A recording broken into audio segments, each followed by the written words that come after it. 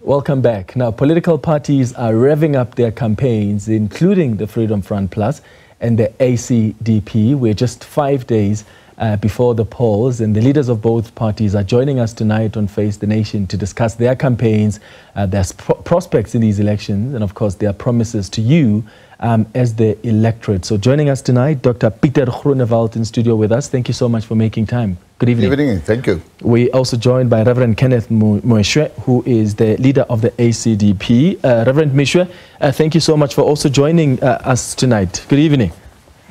Good evening to you and to all the listeners and viewers. Let's just get straight into it, Dr. Groenewald. As the Freedom Front Plus, what are you promising the electorate? So you launched your election manifesto. What's in there that's convinces the electorate that they must give you a chance? Yeah, we promise them nothing because politicians must stop making promises which they know they cannot fulfill. But what we say to the electorate is that the biggest threat to South Africa is unemployment. And to ensure that we create jobs, we say that we must ensure that the economy grows. And then we come forward with certain plans, what to do to get the economy to grow. And the moment that happens, then you are creating jobs. So I'm not promising 2 million jobs. What we say we must do to get the economy growing faster is, firstly, let's go to electricity.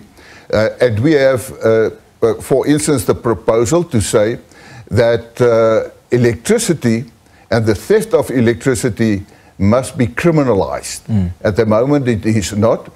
Then we also say, when you go to municipalities, the monies paid for the services, when it comes to electricity and also water, it must be ring-fenced, and the municipalities must first pay the bill with the service provider before you can use that other money for further operations in the municipality.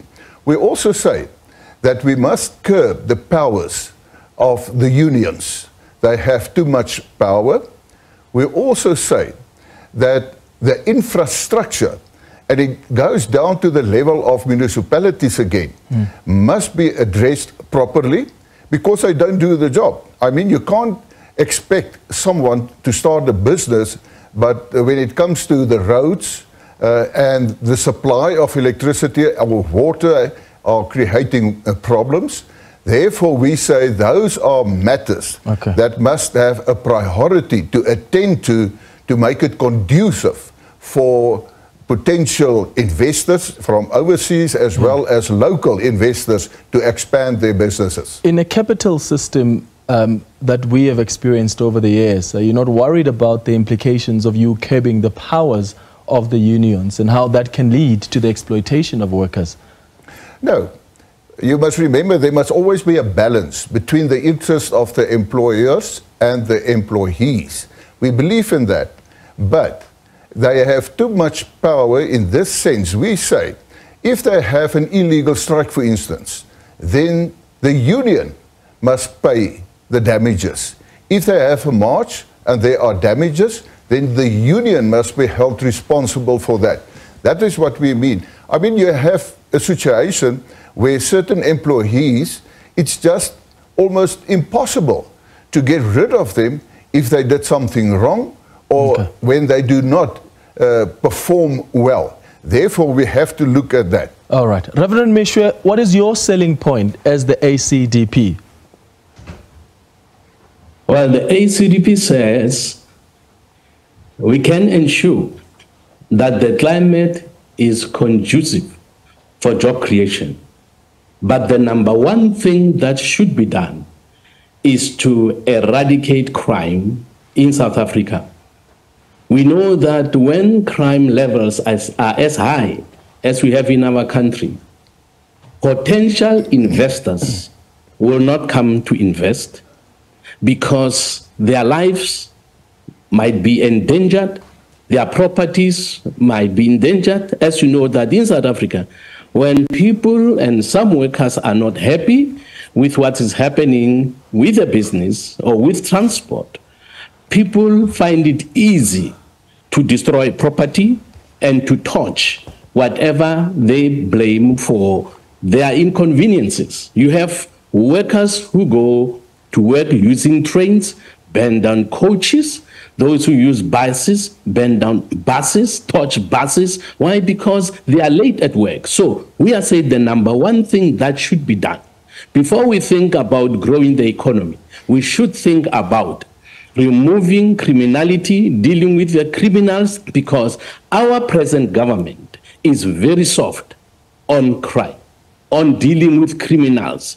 Our current government allows criminals even to target the police stations, to attack the police in their stronghold, a police station. So when you are in a country where criminals are not afraid of the arm of the law, are not afraid of punishment, then you are going to have what we have in South Africa today. And as a result, there will be no unemployment that will take a nosedive. So the most important thing is the arm of the law must be feared by the criminals because they punish. They punish severely. So in South Africa, for as long as they talk about the rights of criminals, punishing them will be an afterthought. But the ACDP says, let's first ensure that law-abiding citizens are living without fear in their streets, in their homes. They know that they have a government that will protect them. But when you have a government that is failing in their basic responsibility,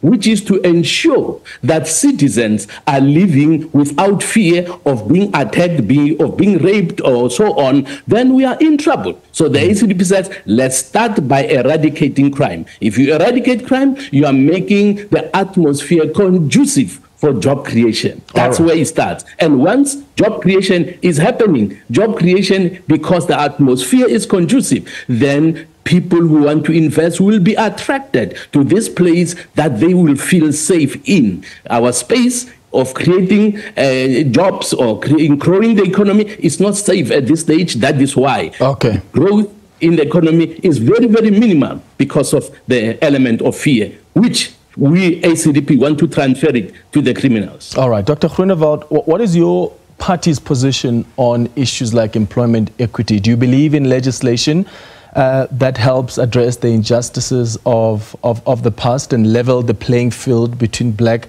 and white South Africans? Well, we are on record that we say that we are against black economic empowerment and affirmative action.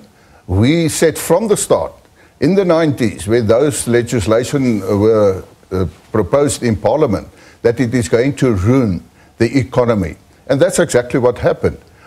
For instance, if you take black economic empowerment, I say it is black elite enrichment, because it's only the politically connected people who get the contracts.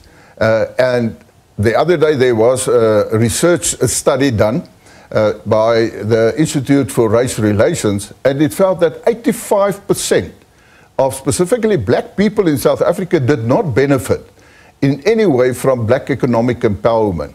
We say that we should look at skills transfer, that when there are upcoming business people, that there can be sort of mentorships where the skills can be transferred to make a success. And it has been proved, specifically when it came to land reform, when there was a lot of failures, they started with the mentorship with farmers, and that actually ensured food security on the one hand and skills transfer to the upcoming black farmers. Affirmative action, we say that we only believe in merit. If you go and look, for instance, at our universities, you will find that more than 3 times more black students are graduating at our universities than white people. And you go and ask them, they don't want an affirmative position. They want to be in a position because of merit. And that's why the Freedom Front Plus say, that's what we need also to build the economy. And can I say, unfortunately, because of corruption, black economic empowerment and affirmative action in South Africa became a smokescreen to ensure that corruption takes place. And I'm supported by many political scientists, black scientists. Political scientists also agree and people in the business field that say that the time for black economic empowerment, affirmative action is gone. We must stop that. Yeah, and of course, there have not been successful implementations of black economic empowerment. We can argue about the successes and the failures. But how do you understand affirmative action? Because you talk about merit and how people want to be appointed on merit. My understanding of affirmative action is that it is still merit-based. It just means as a business, you are being intentional about who you are appointing, because we're in a country where the system is skewed. When you look at the report by the Labour Department, which I study every year, the the Employment Equity Commission, they tell you that over 60%, for instance, of roles in big business, in corporate South Africa, are occupied by white males. It's not normal in a country like ours, because females, either white or black, need to be there. Black South Africans who've got the same qualifications and have got merit need to be appointed into these positions. And corporate South Africa most times is not interested to transform.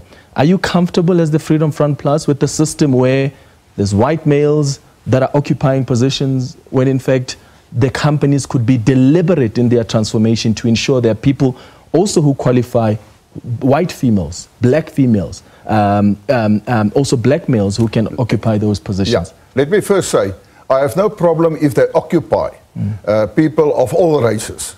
But what we say is that they must take the best candidate. And then it doesn't matter whether it's a white person, a brown person, a black person, an Indian person, then that person must be appointed. It's the same with women appointments. The best candidate must be appointed. The Freedom Front Plus, for instance, have 2 female members of parliament. They're not there because of the fact that they are women. They went through the whole process as all the other candidates.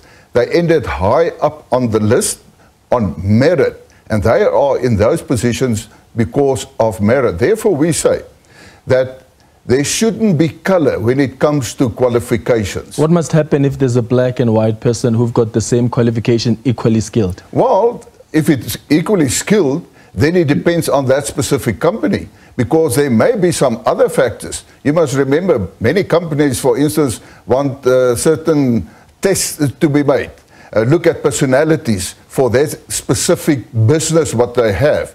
And I don't think that you will get to a situation if you go through the whole criteria every time that there are, say, for instance, a black or a white that have exactly the same. Then they must make their choice. But if you say that they must then take the black candidate, then it's discrimination against the white candidate. But that's because during apartheid, black people were not even allowed into those opportunities, and because of that system, we're in a situation where white people occupy most of the position. Yeah. So how do you continue when the playing field is not level? It's skewed like this. Yeah. So if you say they must not take black because it's discriminatory, which the Constitution, by the way, allows for discrimination on the basis of redressing the injustices of the past, then you're continuing the system that existed I hear what during you say. apartheid. Let me answer.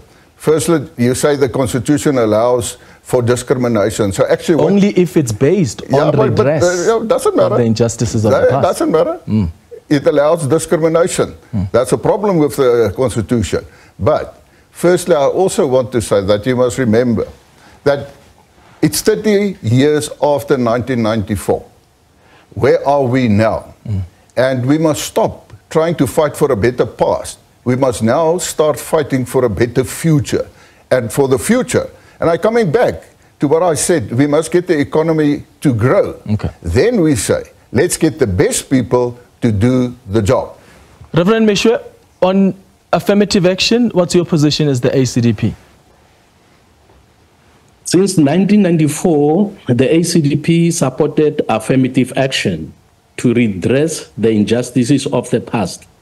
But we put a ceiling. We said we cannot have affirmative action for the next 100 years. We put a ceiling of 25 years because we knew that people that were born in 1994 will have time to grow, will have time to go to university and to graduate. All right? Now we are 30 years into the new democracy. The problem is, there are a number of times when, even in America, I have black friends in America who even after 100 years, they still believe colonialism. And I'm saying, and I'm speaking as a black man, Clement, I'm speaking as a black man, we must come to a stage where we outgrow blaming the past. While we are affected by the past, it is a fact, but we cannot blame the past forever. Government currently is perpetuating the injustices of the past. When government allows children to pass with a 30% mark, when are those children going to come to a stage where they can compare with the best in the world? So government is deliberately, with the education system, keeping our people uninformed, keeping our young people not fit to be accepted straight into university after passing matric. They have to go through bridging courses because they are being given inferior education. If we are serious with what has been happening in the past, and we want to improve our children so that they can compete with white children, Indian children, colored children, then we must ensure that they get the best education. I will not agree, and the ACDP does not agree, that we can blame and we want to have affirmative action for the next 100 years. When are you going to stop it? When are you going to say, now let's look at people with merit? For as long as government allows children to pass and to be promoted to the next grade with only 30% knowledge they have, then definitely we are taking our country backwards. And the ACDP is saying, starting with education, no child should be promoted to the next grade until they are able to get 50% or more of the knowledge of the subject that they have learned. And when that is done, then we are leveling the playing field. But for as long as you say children that are getting only 30% pass mark, and children who cannot even express themselves in English should be promoted to another level. Children who cannot do mathematics, they are failing mathematics, rather than focusing on getting our children the best education. We give them a lousy education, and the education that will make them to forever remain at the bottom until we increase the pass mark and until we get a better system for our children. We are perpetuating the unacceptable situation we are having in our country. And now when we talk about when we want to have new investments in the country, unfortunately, if we ask the question, where will those investments come from? We are creating a mentality of always going out there to get a job rather than to start a business, because we are not teaching our children in giving them entrepreneurial skills. So they think, when I graduate, who is going to employ me? Rather than say, I'm going to start a business, my parents are going to start a business. Government will also give me an initiative or help me with a sponsorship so that I can start a business. Let's give our children and our people confidence that they can do things for themselves rather than expect others to start businesses and give us good positions. All right, Dr. Groenewald, do you believe, as the Freedom Front Plus, in universal healthcare? Well, it depends what you mean by that. I mean, we're against the national health insurance because we say that it's not going to enhance better health care. We say, yes, there must be universal health care. But the problem at this moment is because of poor management of our health services. You go to hospitals, you ask for the hospital manager. You're very lucky if you find the person there. There are hospitals, there's enough money, but there's a problem with the service of health services. You have clinics, and I've visited some of those clinics, where old women, black women, they had to leave their place at 4 o'clock, 5 o'clock in the morning. They get there at the clinic, then they have to stay and wait in a queue. Then by 3, 4 o'clock, they tell them, so come tomorrow. And tomorrow comes, and then another tomorrow comes. We also submitted a comprehensive report on the poor conditions in our public hospitals, the Freedom Front Plus. And it is really scary to see what the conditions are. And those are conditions that's not going to be, can I say, solved with more money. It's only going to be solved off when the people, the healthcare people, are really can I say, focused and dedicated to ensure good health services. Then we say, with the private sector, yes, they must see how they can take hands to try and improve health services, but not by the National Health Insurance Act, what they are going to do now, because we all know that was only an election gimmick from the government, and they know it's not going to work in practice.